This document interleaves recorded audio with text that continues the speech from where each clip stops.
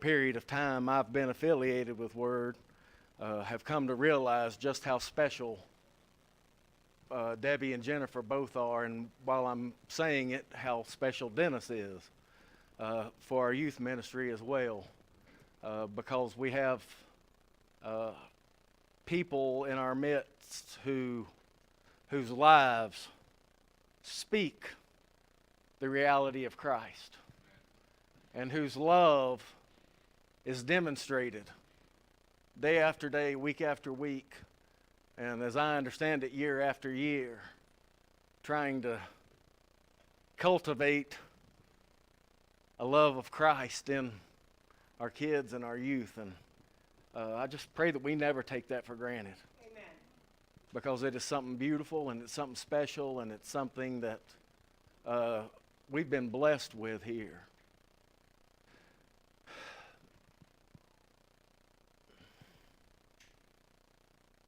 About a month ago, I guess at this point, Steve stood up here and he challenged you. He challenged me. He brought it up again last week, this idea of a challenge. I'm going to trip all over this stool if I don't move it. You guys know me well enough by now. What was the challenge? Does anybody remember it? Make room. Make room. Make room in your heart. Make room. And we're going to talk about making room today. We're going to talk about some of the things that Mary and Joseph faced as they brought forth this newborn son. I talked about some of these things last week, but I can't get them off my mind because I can't get this challenge off my mind. It's been eating me up. Because I've had to start processing, start this realization of what are the things in my life. What are the things that I'm doing or not doing? What are the things that are in my way? What are the barriers? What are the impediments? What are the assumptions that I make that have kept Jesus somewhere over here? That have kept me from every day, every week, every month, every year, living the reality of my faith, that have kept me from proclaiming Jesus Christ is born. Are you ready to proclaim it, church? Let me make a point to you. I am so proud, not just of Debbie and Jennifer, but of those kids for getting up here. It's no small thing, guys. It's hard to do. I may have shared with you before, I don't know if I have or not, but I get nervous every time I get in front of you guys.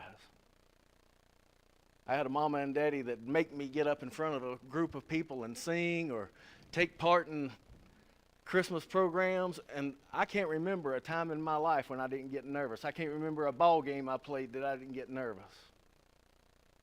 But they got up here this morning and stood like little angels to me. And I'm so proud of them. Why is that important? Why is it a big deal? Why am I bringing it up to praise these kids for getting up on a stage? Because it's a demonstration of the first steps of making room. We piddled with this stage, right? It felt a little awkward. You know what we were doing? We were making room. We're doing whatever it takes to proclaim Christ this morning. Now I'm going to tell you something, church. Christmas is the target. It's a target. And the war is waging. The battle's going on. Easter used to be a target. The blood make people uncomfortable. They didn't like the idea of a Savior being nailed to a cross, a discussion of him being whipped, his flesh being torn open.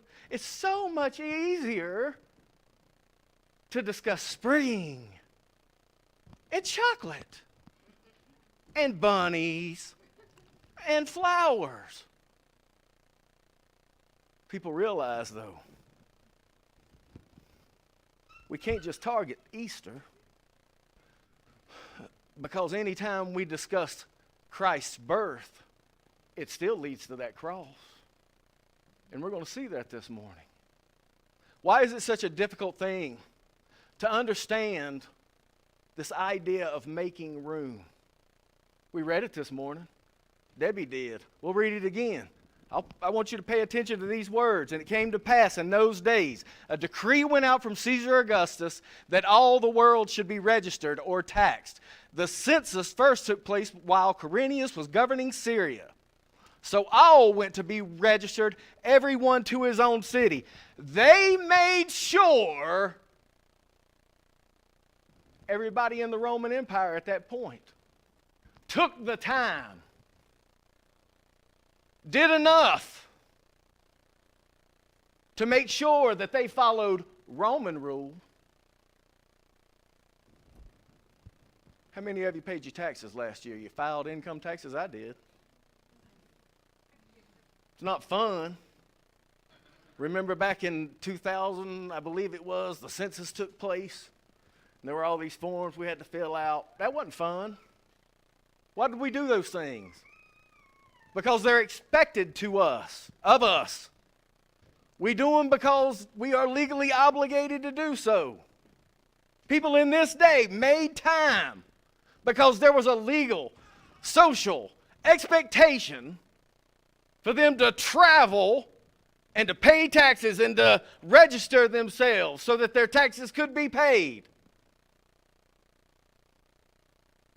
Poor old Mary and Joseph, still not even married, simply betrothed to one another. Now, I described this last week.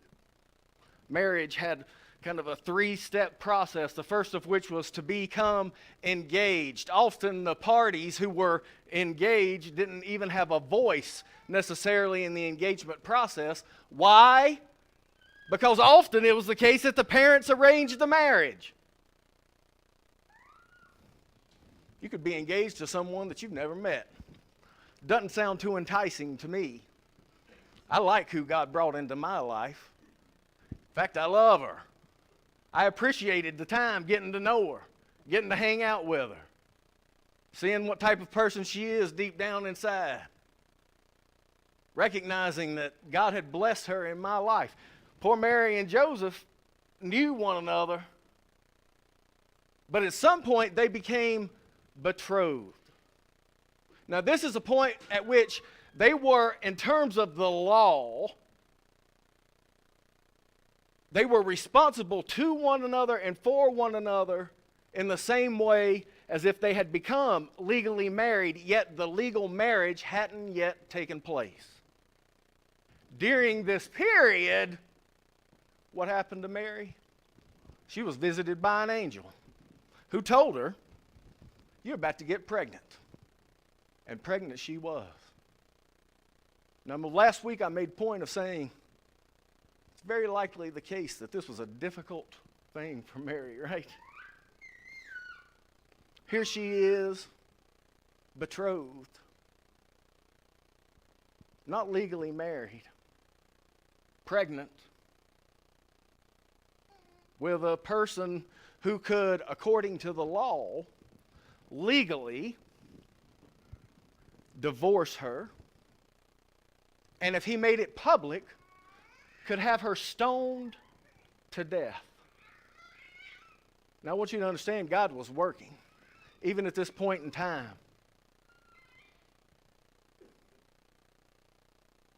Let's keep reading.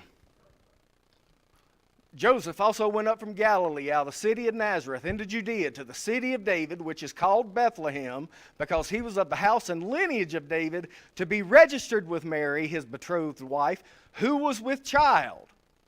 So it was, while they were there, the days were completed for her to be delivered.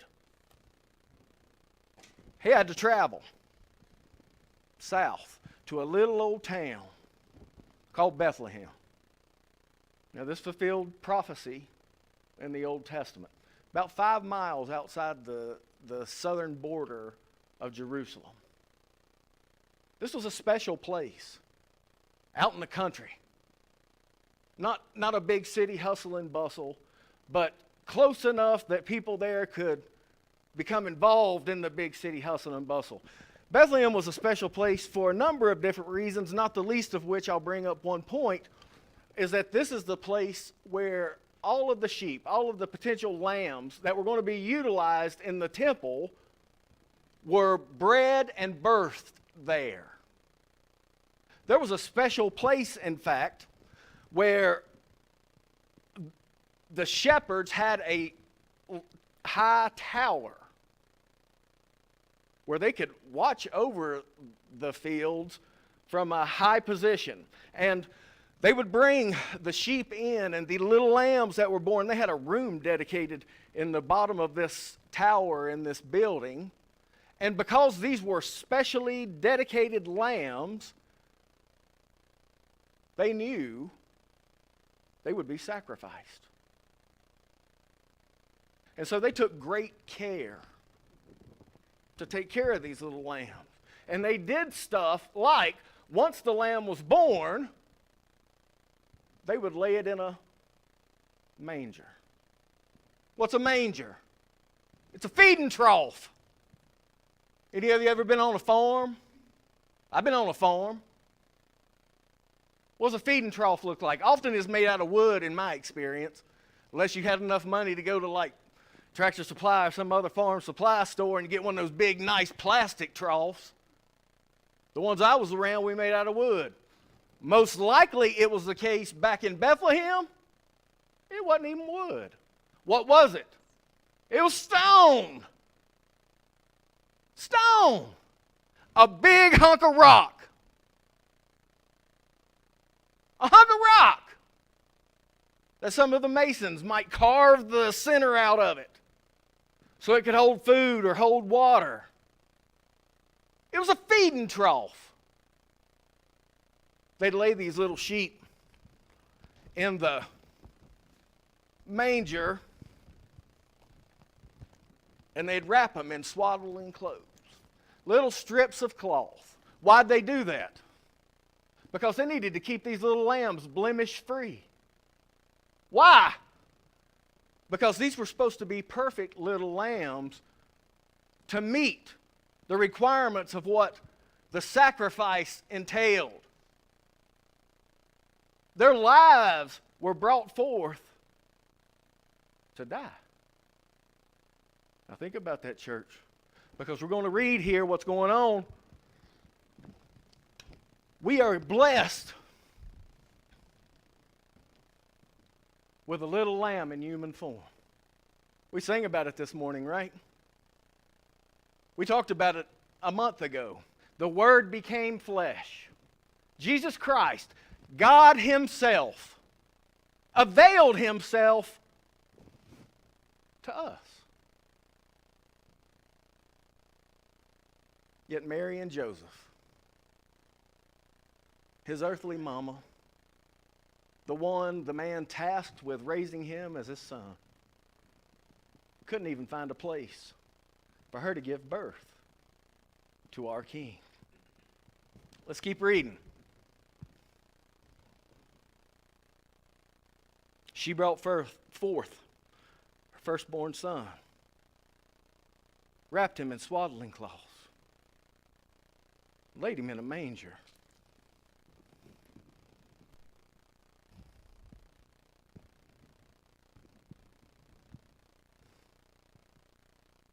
Because there was no room for him in the inn. What is an inn? We might understand that to be some kind of like big hotel, fancy structure, right? Wasn't likely the case. Bethlehem may have had some homes that were dedicated as inns. More likely it's the case that given a strong social expectation for hospitality, people opened their homes for travelers. Why? Well, everybody's traveling. Why are they traveling? Because the Caesar mandated everybody needs to travel to go to their own town. so that they could be registered, so that they could be taxed, so that they could pay the Roman government to rule them. There's a social expectation for hospitality. Most people would open their homes. Often it's the case that the first floor of a home was relatively meager. Many homes of the time utilized the first floor as their barn. Why'd they do that? Because animals were valuable commodities. It's possible the first floor was just their barn. Dirt floor, perhaps hay on the floor, some stalls. Second floor. The people who own the house often utilize that as their living space, their living quarters. Many of the homes at the time had a third floor or more. We read about this third floor consistently throughout the New Testament because it's called the upper room. It's where Jesus' followers would gather in a borrowed house. Often these upper rooms were what were utilized for families traveling. Whether there was a formal inn like a motel without any rooms, or whether it was just a home or a series of homes of the people in Bethlehem, where they wouldn't let Mary and Joseph stay in their upper room. We see they were left in the barn. It's possible this is the first floor of a house. It's also quite likely that it was a cave. Now we think of manger scenes, right, as like these wooden structures that to us feel like barns. Constructed out of wood, maybe have like nice metal roofs on them. Not probably the case. Many homes in the time might have like abutments that stick out from their homes, and they might cover that little section with a roof, and that would be where they would keep their critters, their animals. It's also possible, and perhaps even more likely, that it was like a recess cut out into the side of the mountain. A big stone hollow. Somewhere where they could at least get their animals protected from the weather. But it may have not even had formal walls like we understand it. Now think about what's going on. We've got Mary and Joseph traveling. They are required by law to travel to Bethlehem. And Mary's pregnant. And she's so pregnant, she's about to pop at any time. Now, I remember what that was like 4 different times. Poor Jill.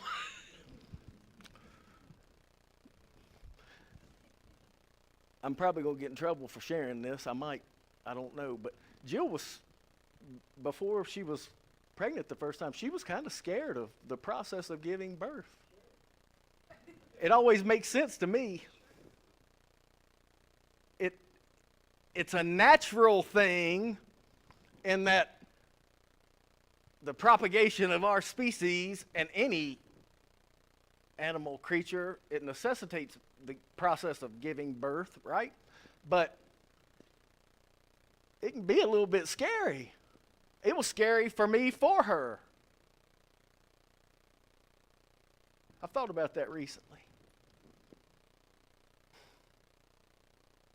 Because now Mary is about to face something that she's never done. In a town far away from anybody she knows,